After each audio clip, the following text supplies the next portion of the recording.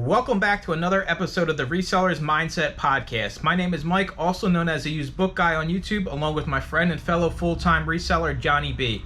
We help people start and grow their reselling businesses from the ground up. We also have a weekly Zoom call and private Discord for all YouTube members. Head on over to youtube.com/usedbookguy to join the channel and gain access to the full-length podcast, Zoom call, and private Discord today. Let's get into this week's episode. What is up, everybody? Welcome into another episode of the Resellers Mindset Podcast. Mike next to Johnny. Johnny's keeping me on my toes today. I kind of appreciate it. He's got some type of long-winded title for this episode, and I don't have no words. Can I guess hey, I like to buy a vowel. I like to buy an E. Is there an E in the words? Anyway, Johnny, take us away. I have no idea what we're about to get ourselves into. Okay, so what I've done is I prepared words of wisdom, and I want Mike's reaction to these words of wisdom. There's many of them. I have a whole sheet of them, and we'll see what his take on these are. You ready for the first one? Oh man, here we go. Let's do it. All right. The system can be changed, and normal is not permanent. I agree, dude. The system, I think we're gonna be going down conspiracy theory rabbit holes with this one. I think the system is designed, and when I say the system, I'm thinking overall, just you being a human being in the country of the United States of America. I think the system is designed to keep you broke and relying on the system. And I do think you can change that, right? Like, I think I'm almost a perfect example of this, growing up in Kensington, one of the worst neighborhoods in Philadelphia, absolute, crap hole, because I can't curse because it's still too early in the podcast. YouTube will come for us. I used to literally be in debt up to my eyeballs. I worked a $12.50 an hour job, and every dollar went to bills, and I would have $0 at the end of every month. So for me, when I hear that, that's where my mind goes, is the system's designed to keep you down basically and to keep you worried. But I do think if we can make some changes, whether that's your main job, your main employment, not even related to reselling, just getting ahead financially and taking those steps. That's kind of why I exist, right? It's the only reason I really do content creation and even this podcast is to help people kind of, I guess, beat the system, because the system's fixed against you. It's almost like going to the casino and they're going to win 98% of the time. I do think there is a way out. You just have to hear it and see it from somebody like me or you to get a little bit of motivation and kind of change the things around you. It could be conspiracy. Maybe people are like, no, dude, the system. I do think in this country, it's designed to keep you anxiety ridden and broke as you possibly can be. I like it. All right, number two here. Never allow family to stand in the way of opportunity. Oh shit, man! Oh man! Oh man! I got no heads up on this one, and I don't even Nope. care. I spit the facts like it is. I agree 100% because if listen, let's think about this. Let's dissect this. If I would have somebody who couldn't hack it in college like myself, right? Go to college, you'll be rich someday. I sucked at college. I shouldn't have went, wasted money. Uh, I look at this and I think to myself, if I would have told any of my family members that I was going to have a six-figure business selling books, CDs, and DVDs at any point in my life, right? Like they're going to be like, just stay at CVS, right? Just stay at CVS. And, you know, I think there is a safety net people have when it comes to family, and they want the best for you. But I do think in life you have to bet on yourself and trust your gut instincts and take some type of risk in your life. And the first one is going to say you're crazy for doing it. It's going to be the closest people to you, which is family. I'm not saying don't take advice from family by any means necessary. I take advice from some of my family, but I also avoid some of my family. They're crazy, right? Some of the craziest people are your family members, and some of the kind-hearted, nicest people are your family members. So this one's kind of loaded. I personally, where I'm at my business, right? Like nobody else understands the business we have besides us because we are the business. I'm not going to listen to what anybody says. The only person I really listen to is if somebody's kind of been in the business and kind of understands what goes into it. But they're always going to be throwing shit at you, right? Like, oh, why don't you sell this instead? Or I seen this video and this person's selling this, right? Like, it's it goes both ways. I take some advice, but it's all with a grain of salt, and I kind of base it off my own experiences that I've had with the business. And I guess my final thought on family is don't expect them to understand what you do. Even if you are making a considerable income, it's hard to explain to people that I put book CDs, DVDs in a box. I send them to Amazon. Amazon sells them for me. I get paid. You just have to realize, right? Especially if a lot of your family's older, they grew up in a different time, right? They had these careers where they could stay at one job for 30, 35 years, get a pension, be taken care of when they retire. I don't think that exists anymore. I mean, just a company being in business for that long is far and few in between. And yeah, man, the family one's tough. I know a lot of people are closer to their family, but if I would have listened to some of my family members' suggestions over the years, like this doesn't exist at all. All right. A deal is a deal until a better one comes along. Deal is a deal till a better one comes along. As long as it's in like the conversation, right? Like as long as I guess if I relate this to my business, like, hey, I'm working with this guy and I'm buying inventory from them and I'm paying 20 cents a piece. And then somebody else comes along and says, hey, I can sell you inventory for 10 cents a piece. I think if there's an open line of communication and you're clear about what the expectations are on both sides, I think that's fine. I think where this line gets crossed is a deal is a deal till another one comes along, right? And so it's like, okay, I'll give a perfect example of something that would drive me nuts, right? Me and Johnny do the podcast. Well, next week, Johnny doesn't show up. Johnny shoots me a text and says, hey, I'm on a new podcast now because they're paying me X amount of dollars. Do I understand it? Yes. But like, I'm a person where my word is worth its weight in gold and I expect the same from everybody else. So with your deals, no matter what it is, be true to your word. But as long as both sides understand, like, hey, if another opportunity happens, I'll communicate it to you and then we can take steps from there. But it's don't cross anybody, I guess, is the big thing. And in reselling, it happens all the time.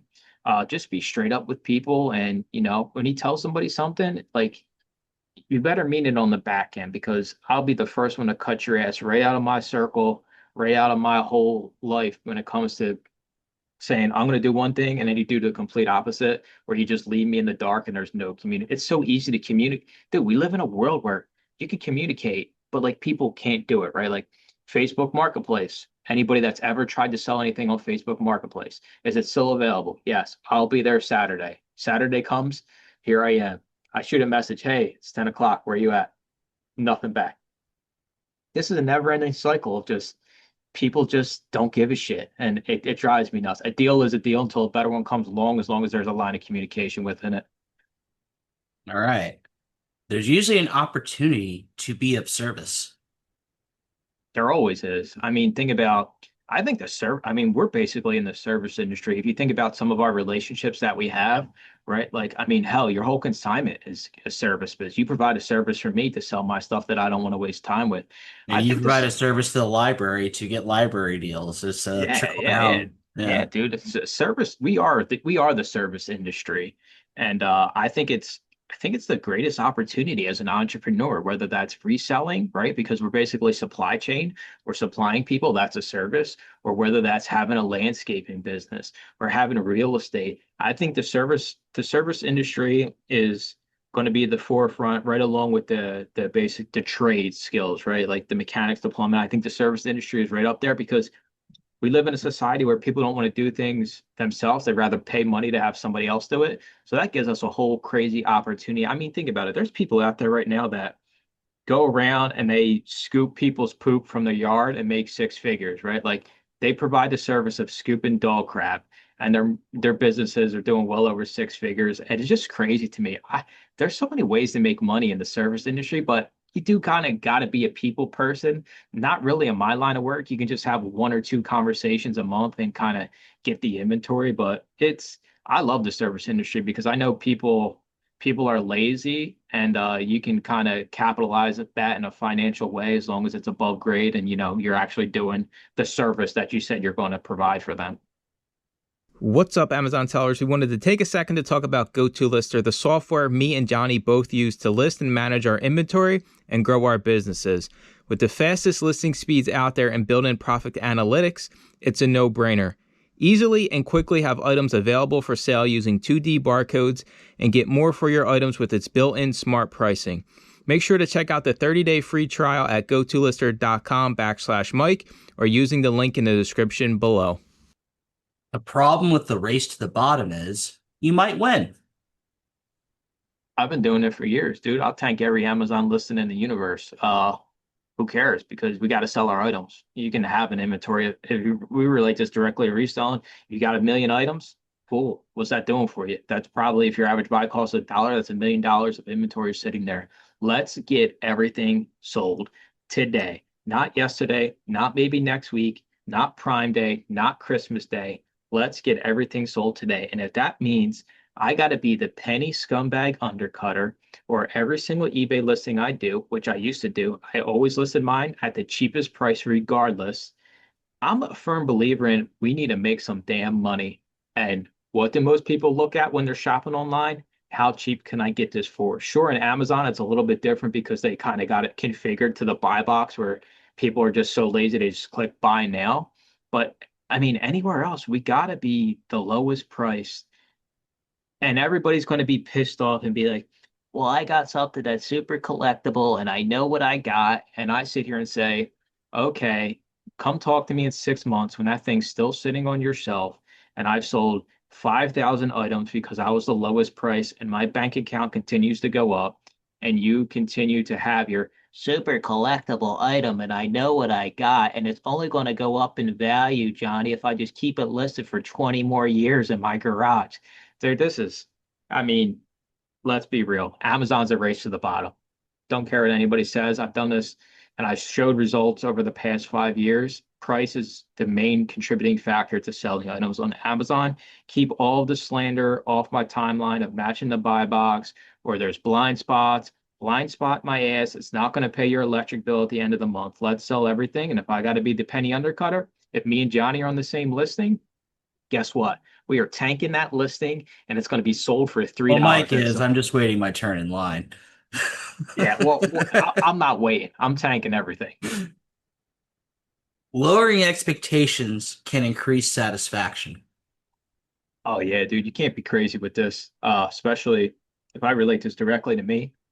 Got expectations around YouTube, our group, our calls, the podcast. You have to have realist I mean, I think when we all start, we have crazy expectations, right? So I do think at some point you lower your expectations because they become more real and you realize the amount of work it takes to be a 7-figure a year reseller, right? Like, I hate to be the bearer of bad news, Mike, but that's not going to be you, right?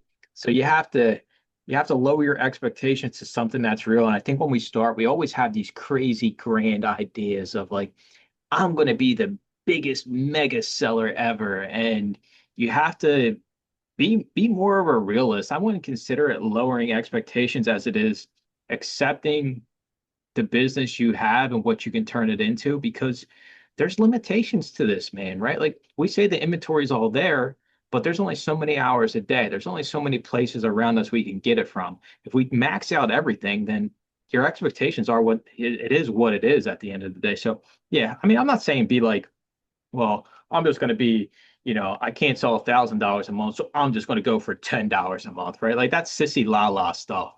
Be realistic with your expectations, and sometimes you got to lower them because it is what it is. I mean, that's just the reality of the business. And if that doesn't give you the results you need, then you can try something else, get your time back, add on another stream of income, right? There's so many different things we can do. We might not need more time. We simply need to decide.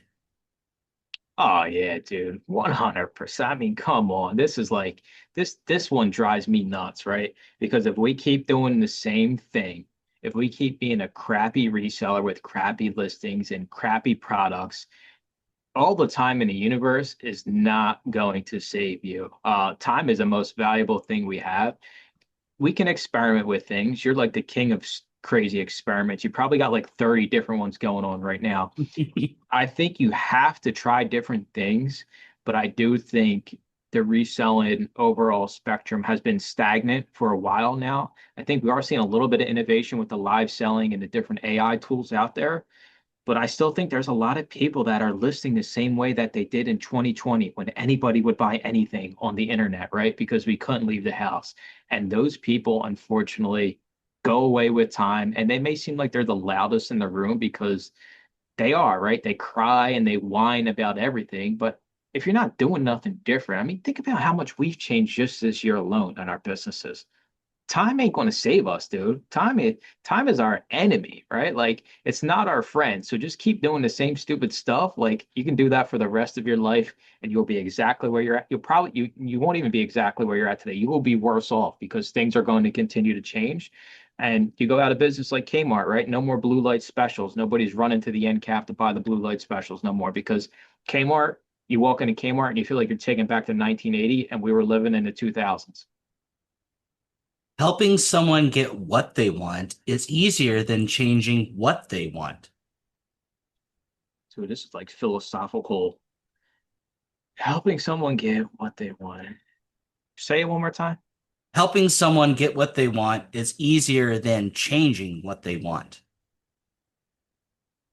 Oh, I think it is. I think it is easier to get them where they need to be instead of changing what they want because I do think people get kind of locked in, right? Like when I have coaching calls, I always ask everybody, what's that magic number for you that you want to make in a month, right? Like to your bank account. And then you kind of can reverse engineer it and trying to change, right? Like that's like me trying to tell you to change your business and like trying to get you on board. I think that's a lot harder pitch than me just telling you, hey, you want to make 20 grand a month, then I need you to do 20,000 listings. And then you kind of can see how many you have to do. So for me, I think there's a path forward no matter what your goals are in this business. You just have to realize it's going to take time and there's going to be different levels to it, right? Like if you want the more revenue you want, the more work and probably infrastructure you're going to need in the business at the end of the day. So if you're that person that's new and you're like, hey, I want to have the warehouse, well, okay, let's baby steps, right? Like there's going to be getting relationships, there's going to be storage units, probably going to be multiple storage units. Then you're going to think about brick and mortar, and then you get the warehouse. There's levels to it. So I think it's easier to have a plan of growth to get them to that N1 instead of just trying to change the N1 just so they can kind of do what they do to get there already. Because most people, dude, are just like dead set on like, I want this, and they don't think about the steps. And it's harder for me to say, hey, you're not going to get this, right? Like it's a harder sell to straight up tell somebody like, hey, you're never going to get that, so you need to change it. I could just be like, well, if you want to be $1 million a year, here's exactly what we need. If our average sales price is $20, then here's exactly how many items we have to sell in a year to get you there. All right. Hear all, trust nothing. Here, all trust this. I mean, this is 100%, right? Like somebody listening to this podcast, right? A lot of people consume content, and even if it is the most trustworthy person, and I tell you, I've been doing it this way for 5 years. Like we even do it now. Your main line is everybody can run their business as they see fit. And I think it's true because not everybody business is the same, right? You might be able to take tidbits away from me, away from Johnny, but at the end of the day, you got to do it yourself. And when you do it yourself, you get the actual results in front of you from your specific business. So 100% trust nothing besides when you actually do it. You might have a better way that works better for you. You might have much better processes. Everybody is completely different. So yeah, hear all, but don't trust no. But I don't give a shit who they are because their business is not the same as mine, Johnny's, yours, or anybody else's in the universe. Different things work for different people. Is there fundamentals that go across the board? Sure, you got a list every day. Sure, you got to send a box to Amazon every week. But other than that, don't do something crazy just because I tell you to do it. Because just because it works for me doesn't mean it's going to work for you. Your competitors are actually your allies. I do a lot of business with a lot of my competitors. Yeah, I guess. I mean, if you really look at the overall term of competitor, you're a reseller, I'm reseller, and I send you shit to sell for 50-50 just because I don't want to do it. So, I mean, I think, Yeah. that it's a fine line of don't get ripped off by the person, right? Like, it pisses me off like when I see people donating to the Goodwill because that's a competitor. So like when it comes to allies, like they're not my ally, but like I do think you having relationships in this business means a lot. But dude, we can't be talking to 50 million people. Like, let's narrow down our circle, right? Like your inner circle when it comes to business and people that are in the business. If it's somebody you're going to talk to on a daily or weekly basis, we can't have 100 contacts, the phone going off all day long. We cannot live that life because that takes focus away from our business. But I do think competitors can be allies. I mean, me and you, it's basically us, right? Like we're Yeah. competitors, we're allies. I think don't get frustrated if you see somebody else get results you don't get, right? Like I'm happy for everybody. I hope everybody makes 10x what I make. I'm 100%. I have nothing to sign me. Is like, God damn you, Johnny. Like you're making all this money and I'm over here making nothing. I want to see everybody succeed more than I do. So I think this is a hard one for people to swallow. But for me, I'm glad, I'm happy for everybody to make some money. And all my competitors, all the people in the group I see as allies and are also competitors. And I do think you can learn things along the way from other people, but don't get overwhelmed with all of the noise that's going to be in the reselling world, especially as you start to make friends and I guess business partner friends where, they're going to give you advice on how you should run your business. Well, if you thought that one was hard to swallow, you can't buy fate. You can't buy fate. A lot of courses that say you can. You can't. I mean, you can't because no money in the world is. All right, I guess I take that back. But if you have an infinite supply of money, why would you ever even start a business to begin with? Um, I think there is something to be said to buy things that are going to expedite your speed of growth in business, right? Like 100%. For every bad course, there's a great course out there, right? For every YouTube membership that's $2.99 like ours, there's a shitty one out there, right?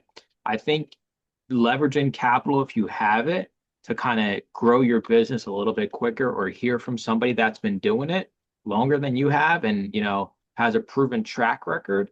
I think there's something to be said for that. But we're talking a percent of a percent out there because most people aren't really giving you the real picture of their business, right? But they'll be the first one to say, hey, sign up for a one-on-one. Hey, pay me X amount of dollars to you know, join my leads list. Leads list is one of the biggest scams, right? Like I put a list out there and it's like all these hot items. It's just like it's the same shit going out in every group. And people just post this. And what happens, everybody goes and buys the Furby, the 2025, Furby. And of course the price tanks because every leads list in the universe has that Furby on there. So you can buy expedited business growth, but it has to be from the right person. And it's not just you're just going to show up and I'm going to tell you the secret recipe to be X amount in sales. It's going to be okay, there's going to be steps to this. You can't just magically overnight, just because you sign up for something, start making hand over fist money. It's everything that's sold that way is a scam. Anything that thinks you're going to start today and by the end of next week or by the end of next month, you're going to be making hand over fist dollars is 100% a scam. And they just bank on getting that money from you in the beginning. And then they don't care if you go away because they already got your money up front. Consistency is more useful than authenticity. Ooh, Mm. for me, this is my question. My answer would be different than I would say most people because being the social media YouTuber, my authenticity is the only thing that's got me here.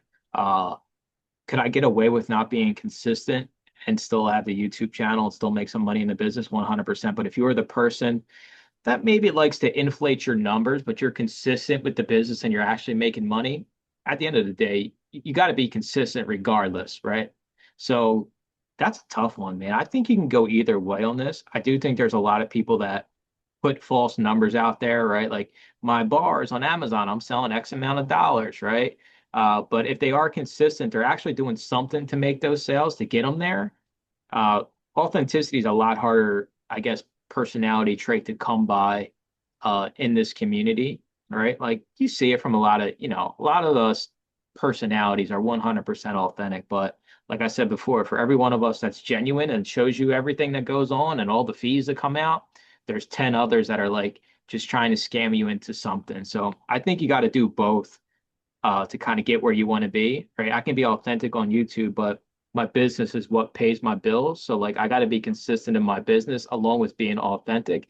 I guess that kind of keeps me in check, right? If you have a YouTube channel and you have to post, like, you know what would change this whole thing, Johnny? If there was one reselling place where every month it automatically pulled your name, your social security number, everything, and it put how much you actually made into your bank account that month, we would never have to worry about authenticity again. Because I could just go search the database for Joe Blow, who's selling his $10,000 a month course, and be like, okay, Joe Blow, there we go, $0, 0 cents. And I think that's the harsh reality that a lot of people in the reselling space will never admit, right? Because it's cool to be a YouTuber and it's cool to be in the limelight. And I just challenge everybody to be consistent, but also authentic. And it's hard to find those people in the reselling space.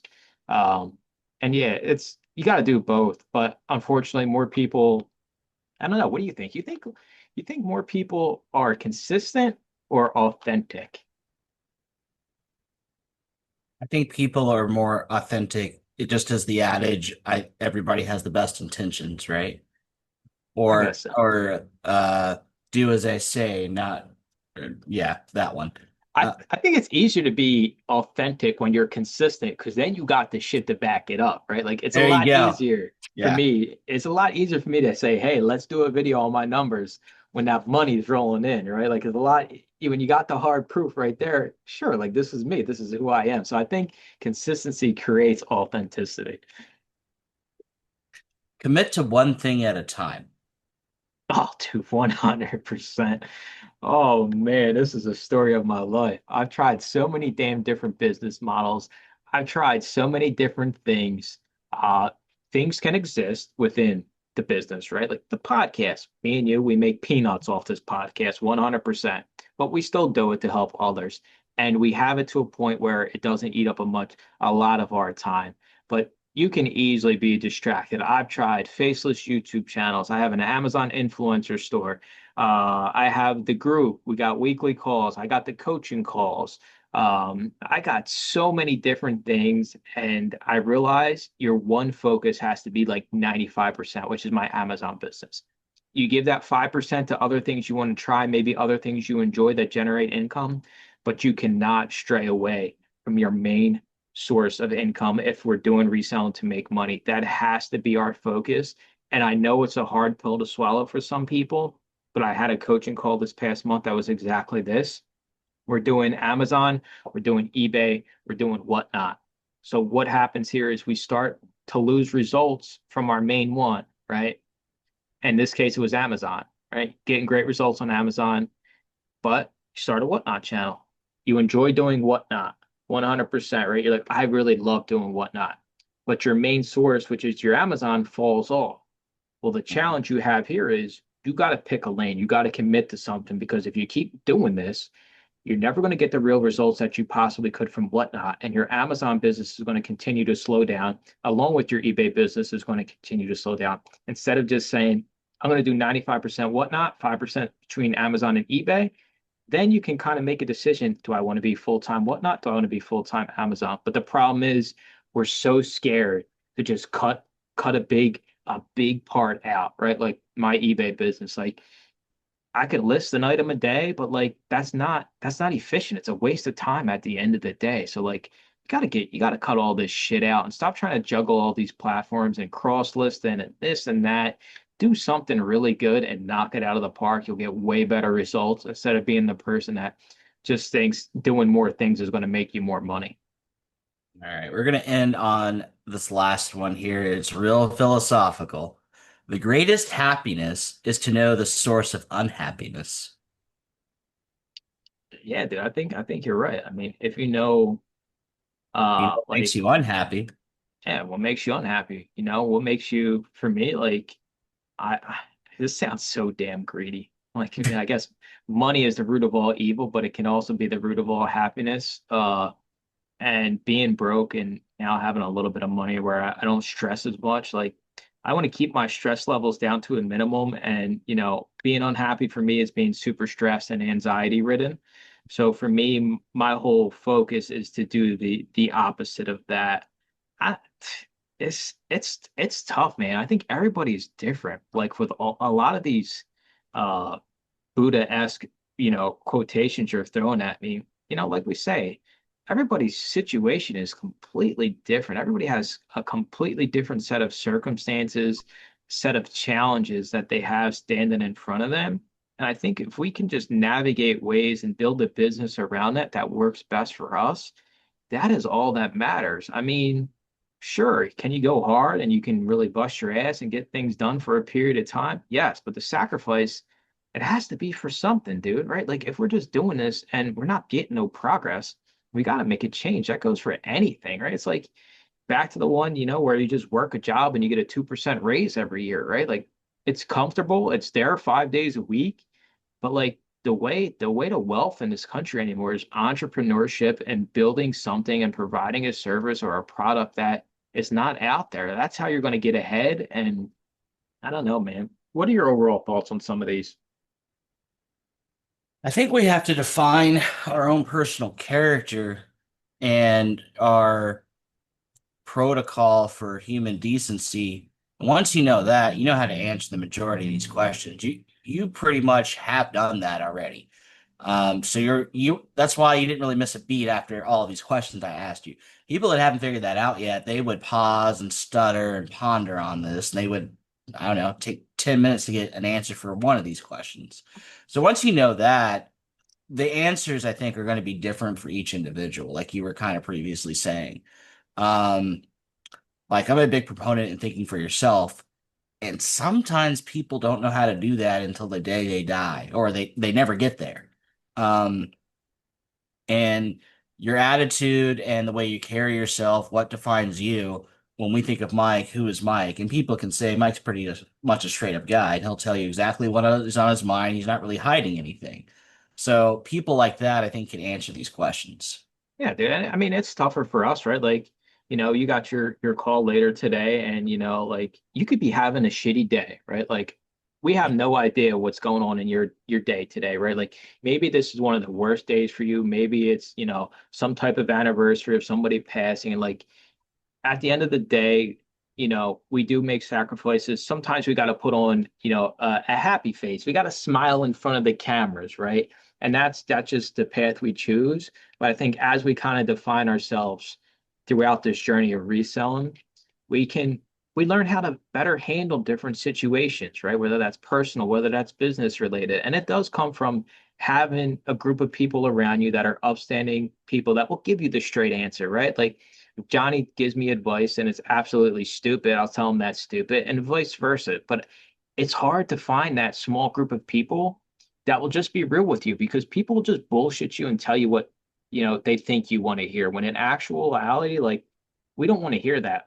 We want to hear what your real opinion is on this idea that we have, or this maybe this new change we're putting into our business. So getting a small group of people that you can kind of trust that aren't biased, like and they're just going to tell you what you want to hear because those are the worst type of people to have around because they're just like, yeah, do it. It's great. That sounds phenomenal. And then you do it. And then like it's the biggest waste of time and you realize it. And sometimes, you're not going to be perfect. You'll listen to somebody and you'll make mistakes along the way, but you learn for yourself that sometimes, shit sucks. And finding your own goals and your own kind of path and reselling is great. We have so many different personalities in the group. And just look at the big YouTubers that resell, right? Like everybody is so different from one another. At least the core small group of people I'm subscribed to, they're all so different than one another and they all get results. And that's kind of the eye-opening part to me is there's really no copy paste out there, right? Like there's really no use book guide 2.0, at least that I know of. I haven't been recommended yet on YouTube. So like we're all going to be completely different in this journey, financially, personal responsibility wise. And all we can do at the end of the day, and all I ask from anybody is just be straight up with me. If there's something going on, shoot me a message, tell me what's going on. Like we can have normal adult conversations. I do think people are afraid of having adult conversations around business and just actually what's going on. We kind of just compartmentalize this shit and just we never kind of talk about it or kind of realize. But sometimes, life sucks and sometimes life's great. And it's good to kind of be on this journey and have people in your corner like yourselves that if I have some crazy idea, I can bounce it off of. And John will be the first one to tell you that your idea sucks, but he won't say it just because it sucks. He'll actually give you reasons why. And those are the people you need. You don't need the people that are like, great idea. You need the people that are like, okay, this is a good idea, but what about this? Nothing's a perfect idea in reselling. There's always going to be tweaks you got to make along the way. Dude, this was way more philosophical than I was ready for. Like, I'm mentally drained for the day now. Like, I need to go take like a 60-hour nap. My brain hurts. Yeah, exactly. Now I think about these things like the rules of life and how you position yourself in dealing with each circumstances because there's multiple shades. It's not black or white. Life is a bunch of gray. It's a bunch of gray.